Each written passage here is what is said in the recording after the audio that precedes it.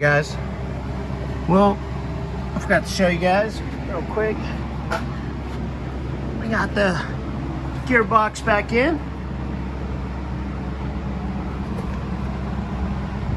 Fucking oil adapter, filter adapter's in. Idler arm is in, tightened. Now I'm getting ready to the center link bar, but the in and out of tie rods hooked up and in with the steering stabilizer there. So I'm gonna get that finished pulled through, and then I'll get you guys a video of that.